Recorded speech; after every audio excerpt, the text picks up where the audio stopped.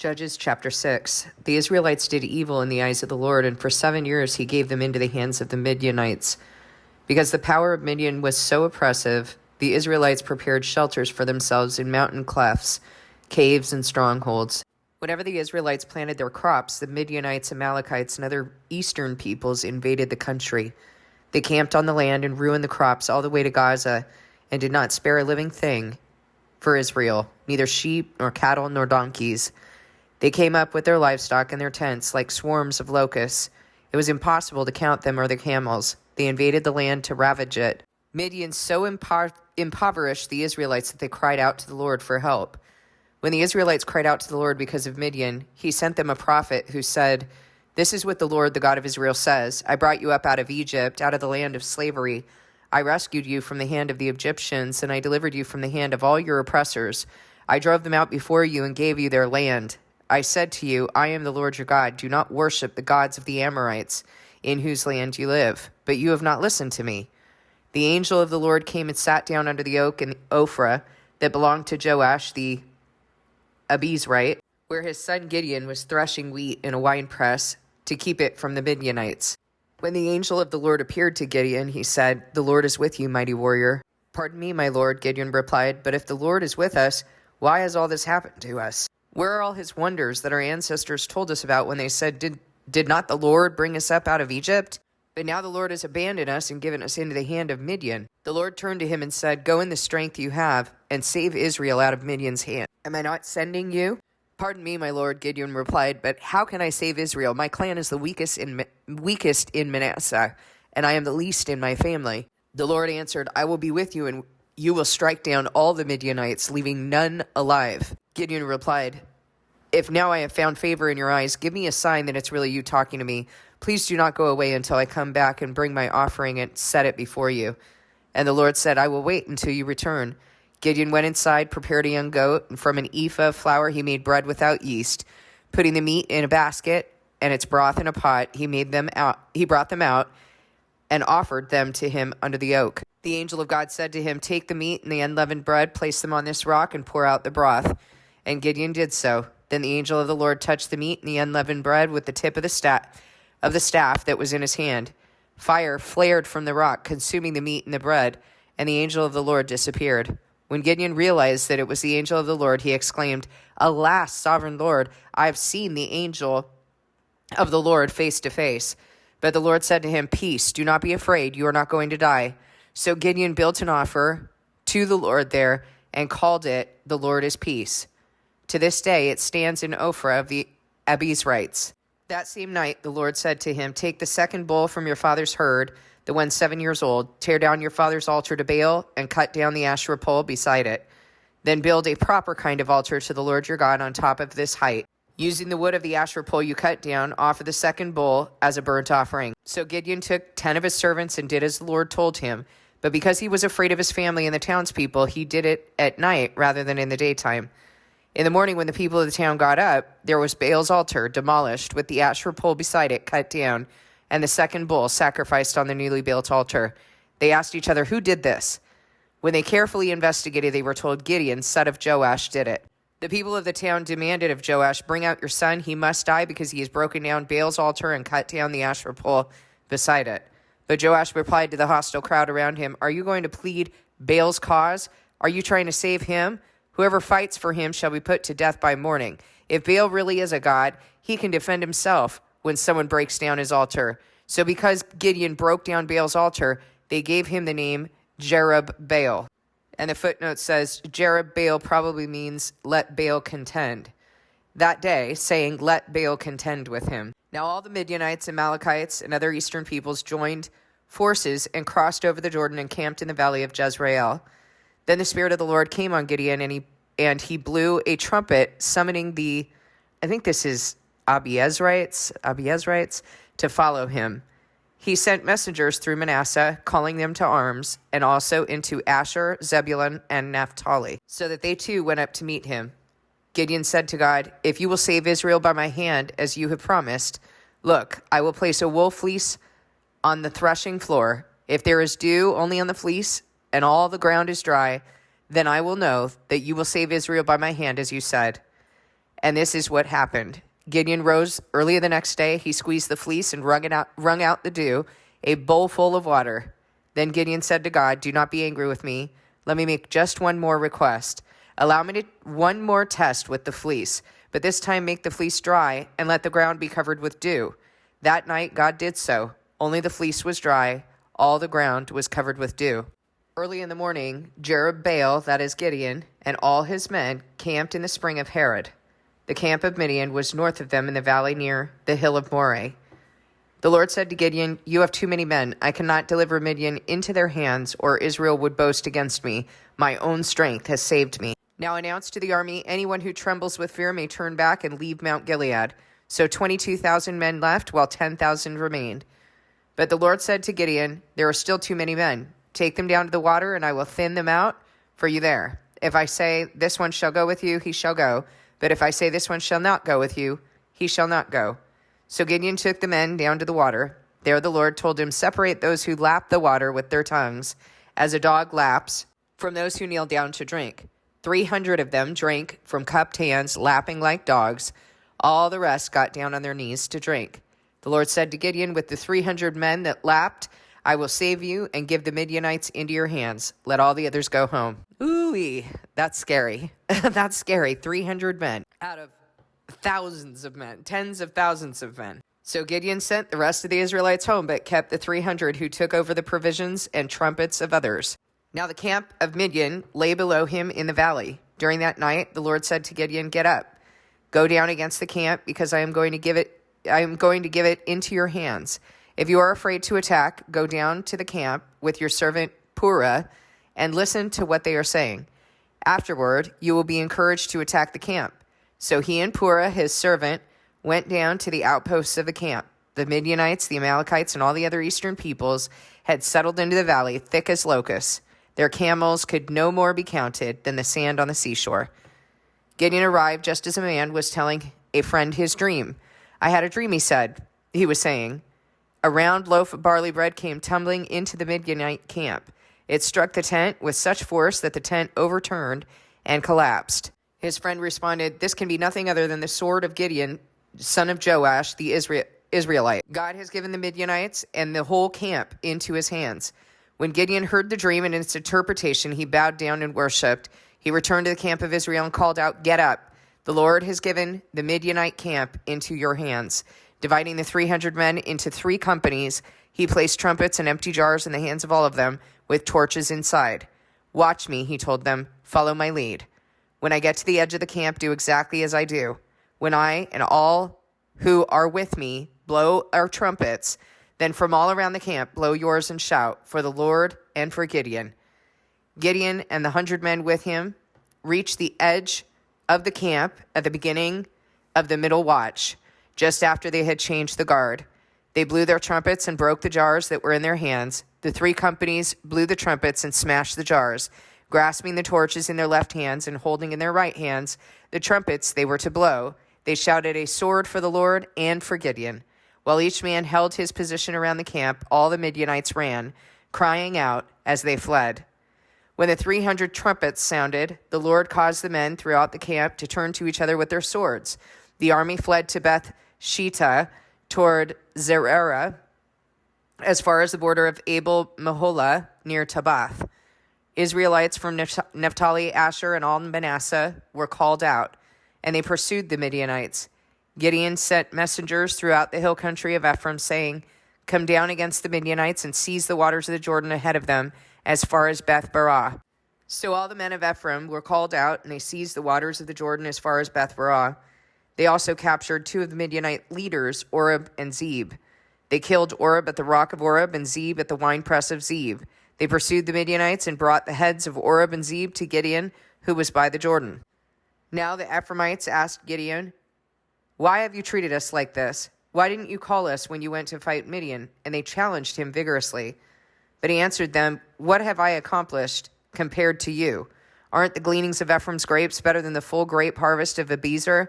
God gave Oreb and Zeb, the Midianite leaders, into your hands. What was I able to do compared to you?" At this, their resentment against him subsided. Gideon and his 300 men, exhausted yet keeping up the pursuit, came to the Jordan and crossed it. He said to the men of Succoth, "Give my troops some bread. They are worn out, and I'm still pursuing Zebah and Zalmunna, the kings of Midian." But the officials of Succoth said, "Do you already have the hands of Zebah and Zalmunna in your possession? Why should we give bread to your troops?" Then Gideon replied, "Just for that, when the Lord has given Zebah and Zalmunna into my hand, I will tear your flesh with desert thorns and briars." From there he went up to Peniel and made the same requests of them. But they answered as the men of Succoth had. So he said to the men of Peniel, "When I return in triumph, I will tear down this tower." Now Zebah and Zalmunna were in Karkor with a force of about 15,000 men. All that were left of the armies of the eastern peoples, 120,000 swordsmen, had fallen. Gideon went up by the route of the nomads east of Nobah and Jogbeha and attacked the unsuspecting army. Zebah and Zalmunna, the two kings of Midian, fled, but he pursued them and captured them, routing their entire army. Gideon, son of Joash, then returned from the battle by the pass of Heres. He caught a young man of Succoth and questioned him, and the young man wrote down for him the names of 77 officials of Succoth, the elders of the town. Then Gideon came and said to the men of Succoth, "Here are Zebah and Zalmunna, about whom you taunted me, saying, 'Do you already have the hands of Zebah and Zalmunna in your possession? Why should we give bread to your exhausted men?'" He took the elders of the town and taught the men of Succoth a lesson by punishing them with desert thorns and briars. He also pulled down the tower of Peniel and killed the men of the town. Then he asked Zebah and Zalmunna, "What kind of men do you think did you kill at Tabor?" "Men like you," they answered, "each one with the bearing of a prince." Gideon replied, "Those were my brothers, the sons of my own mother. As surely as the Lord lives, if you had spared their lives, I would not kill you." Turning to Jether, his oldest son, he said, "Kill them." But Jether did not draw his sword because he was only a boy and was afraid. Zebah and Zalmunna said, "Come, do it yourself. As is the man, so is his strength." So Gideon stepped forward and killed them and took the ornaments off their camels' necks. The Israelites said to Gideon, "Rule over us, you, your sons, and your grandson, because you have saved us from the hand of Midian." But Gideon told them, "I will not rule over you, nor will my son rule over you. The Lord will rule over you." Oh, good for Gideon. And he said, "I do have one request, that each of you give me an earring from your share of the plunder." It was the custom of the Ishmaelites to wear gold earrings. They answered, "We'll be glad to give them." So they spread out a garment, and each of them threw a ring from his plunder onto it. The weight of the gold rings he asked for came to 1,700 shekels, not counting the ornaments, the pendants, and the purple garments worn by the kings of Midian, or the chains that were on their camels' necks. Gideon made the gold into an ephod, which he placed in Ophrah, his town. All Israel prostituted themselves by worshiping it there, and it became a snare to Gideon and his family. Thus Midian was subdued before the Israelites and did not raise its head again. During Gideon's lifetime, the land had peace for 40 years. Jerubbaal, son of Joash, went back home to live. He had 70 sons of his own, for he had many wives. His concubine, who lived in Shechem, also bore him a son, whom he named Abimelech. Gideon, son of Joash, died a good old age and was buried in the tomb of his father Joash in Ophrah of the Abiezrites. No sooner had Gideon died than the Israelites again prostituted themselves to the Baals. Darn it. They set up Baal Berith as their god and did not remember the Lord their God, who had rescued them from the hands of all their enemies on every side. They also failed to show any loyalty to the family of Jerubbaal, that is Gideon, in spite of all the good things he had done for them. I've decided I'm going to do, as I'm fasting, over the next few days, I want to do this, maybe a series on stories of faith. This evening, I was having a very difficult time, and in talking with my daughter, she said, "Mom, read Hebrews 11." And so I opened my Bible up to Hebrews 11. And one of the stories that was mentioned in there was this story of Gideon and the faith that Gideon had. And I'm waiting on God right now, and I know that God wants us fasting and praying together. I know he wants us supporting each other, and he wants his glory to be revealed. So I know that I need to wait a little bit longer, and that he is moving me and building me in this process. So I'm just going to keep standing. And I also, one of the things that I really feel right now is that he wants all of us to be standing in faith and to understand what that actually looks like. So I hope that you understand that this is not, that my particular situation right now is an offering to you. me walking through the situation right now, just as we walked through that situation with Tori and Ness when they were having Jeremiah. Yes, it was a very real situation for all of us to go through that, but this is also an offering to the body to show you how to stand in faith, to set an example, to show you what to do when you're waiting on God. You don't just wait for time to pass.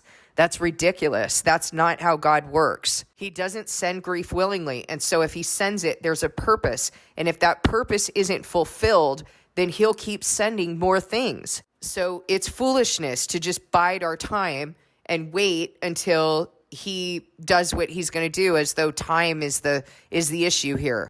What does God have, dates that he likes, like favorite dates or something, where he's like, I think Tuesday, the 2nd of the 10th month. No, he has a purpose in everything that he's doing.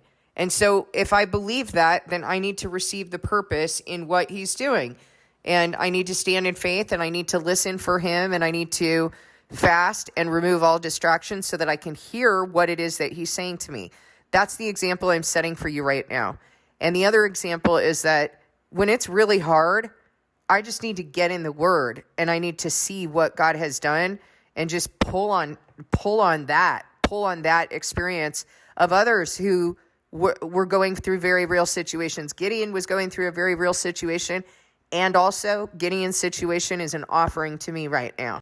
Abraham's situation with being told to sacrifice Isaac, I am sure that was a real situation for Abraham. And boy, oh boy, has that been an offering to me so many times when I really needed faith, when I really needed to stand. So that's the example that I'm trying to set for you right now. I'm not going to be here for some really hard times that you guys are going to go through. And I know that it's important for you to watch me go through this and to have that representation and for you to stand with me. It's really important that we're standing together as we're going through certain things, that we're standing in the gap, that we're praying for one another, and that we're learning together how to be a body. Not how to fix it for each other, not how to do, but to stand with one another, to stand in faith. And one of the great benefits of doing this when someone else is going through something is that you can go through it with them without it actually happening to you. I don't mean for that to sound messed up. I mean, very literally, I'm the one going through it. But you should be putting yourself in this situation. Like, what would it be like to give up everything that you had, to not have a job, to have 3 months left of income, and to be standing and trusting that what you've been doing for the Lord and with the Lord, what he's brought you into, he's going to be glorified in, and he's going to be faithful. What would it be like for you? Because it's not the same as like having 3 months to live, but still having a job. He doesn't want me having a job. He has said he is the one who will take care of his house. He has me doing something else. His priests live off of the provision that's brought to the temple. He is our only possession in Israel. This is my job. It's not like someone who just chooses not to have a job. I had 3 careers that I gave up that were, they were set. Like all my contracts were set. We're living in a time in history where everybody wants a psychologist and no one wants God. So I gave up all of that in order to go to something that nobody wants, in order to be used for something that nobody wants. It's not like I wanted to just take a little time off or something. I actually had a huge staff, and I was pretty much semi-retired with those careers. And I gave that up to do what I'm doing right now. So put yourself in that position so that you can also, your faith can also be built without God actually having to bring that on you directly.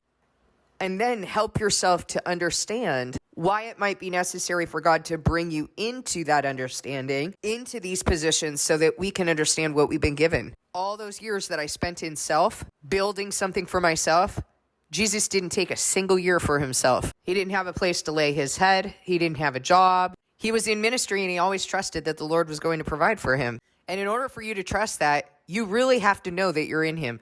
You really have to know that the work you're doing, that he has told you to do that. In order for you to do that, in order for you to not ask for anything from other people, you really have to know that. So take some time to appreciate that. Please discern this message with God.